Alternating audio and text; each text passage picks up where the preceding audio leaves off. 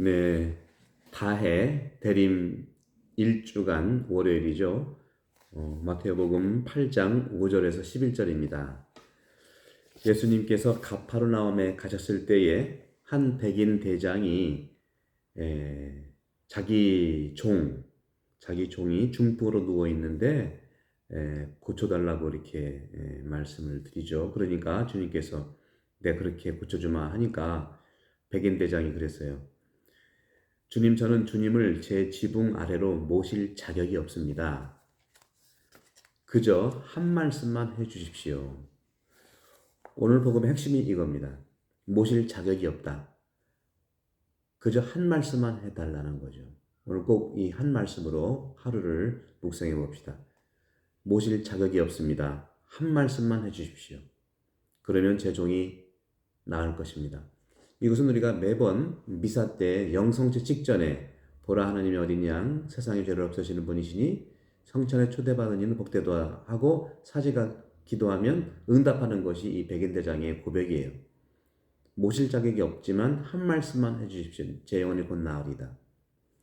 그러자 예수님께서는 감탄하시죠. 나는 이스라엘의 그 누구에게서도 이런 믿음을 본 일이 없다. 그러시면서 내가 너희에게 말한다. 많은 사람이 동쪽과 서쪽에서 모여와 하늘나라에서 아브라함과 이삭과 야곱과 함께 잔치상에 자리 잡을 것이다. 이 복음은요, 오늘 마태복음 8장 5절에서 11절, 이 복음은 루카복음 7장 1절 10절 병행 똑같은 구절인데 바로 이방인은요, 히브리인들과 함께 사는 그러한 이웃사랑을 얘기하지만 오늘 특별히 주님께서는 로마인들에 대한 팔레스타인들에 대한 처우 이런 부분도 생각해 볼 수가 있겠습니다. 이스라엘 사람들은요, 팔레스타인 사람들은 로마의 식민지였죠. 그렇기 때문에 로마인들은요, 팔레스타인들을 염두에 두지 않았어요.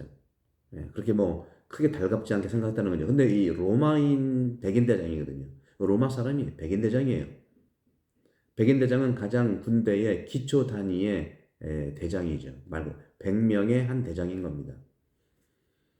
하지만 로마인들의 식민지 정책은요, 정치적으로 사회적으로 염두에 두지 않았지만 그들의 종교 생활, 다양한 종교에 대해서는 허락을 했다는 것이죠. 아마 그런 점에서 이 백인 대장의 이러한 믿음의 태도는 외교적인 그러한 잔머리, 뭐 어떤 뭐 지혜 이런 걸로 보일까요? 로마인인데 유다인의 예수님한테 와가지고 자기 종을 고쳐달라고 하니까 그리고 가겠다고 하니까 안 오셔도 됩니다. 그 당시에는 이방인 집에 가는 것을 꺼려했죠. 유대인들도 이방인 집에 가지 않았습니다. 그런 다 알고 있기 때문에 이 백인들은 정말로 종교적 관점뿐만 아니라 그 당시에 팔레스타인과 로마의 관계, 그 지역에 사는 모든 과 아주 정통하게 알고 있는 분이에요. 그렇기 때문에 백인 대장의 이러한 태도는 단순히 외교적인 그러한 그 입장이 아니고 외교적인 태도가 아니고 참으로 믿음에 대한 고백인데 바로 이 오늘날 이 마태복음을 통해서 교회는 백인 대장의 이러한 태도를 우리가 살아가야 된다는 가르침을 주는 건데 백인 대장의 태도가 어떤 걸까요? 바로 겸손입니다. 겸손은 우리 모두를 치유하고 구원합니다. 10명의 나병 환자가 예수님한테 치유받았는데 9명은 오지 않고 1명만 났잖아요. 그 1명도 사마리아 사람이에요. 유대 사람이 아니에요. 겸손했다는 거죠.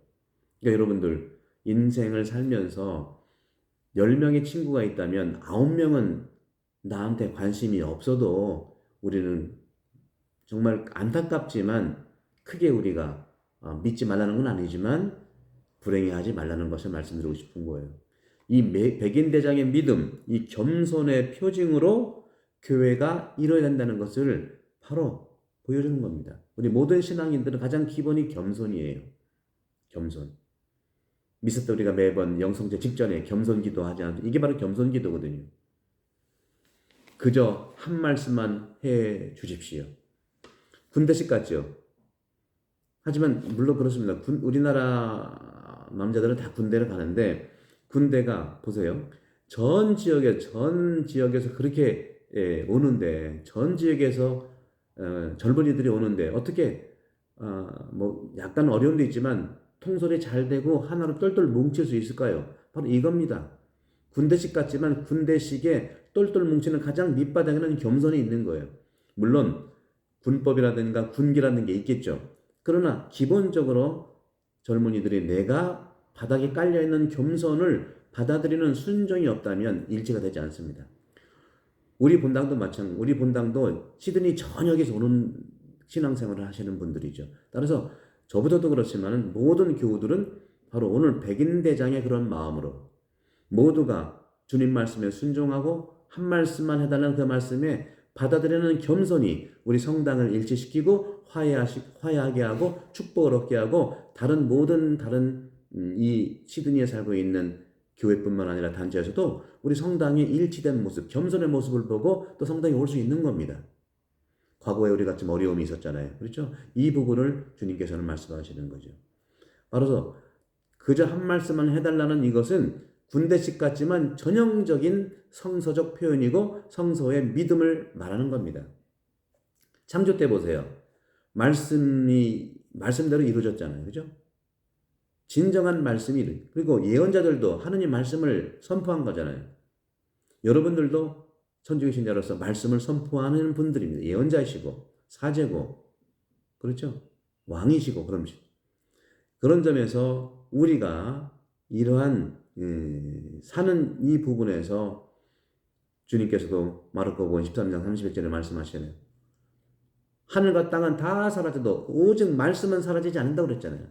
한 말씀만 하소서. 이 말씀으로 우리는 치유되고 인생도 바뀌고 상대방도 화해하게 되고 기쁨을 줄 수밖에 없습니다. 말씀으로 세상에 구원이 이루어지고 말씀으로 자비가 이루어지고 말씀으로 치유가 이루어진다는 것이 오늘 복음의 핵심입니다. 그럴 때 주님께서는 감동하잖아요. 이런 믿음을 본 일이 없다 이스라엘에서. 그러면서 많은 사람이 동쪽과 서쪽에 모여와서 하늘나라에서 아브라함, 이삭, 야곱과 함께 잔치상이 자리 잡을 것이다. 이것이 바로 성당의 기능이 되는 겁니다. 온 세상이 온다 하더라도 한 말씀으로 우리가 서로 믿고 겸손한 그런 일치로 받아들임으로 치유된다는 것이죠. 성당은 치유의 장소입니다. 단순한 게더링이 아니에요.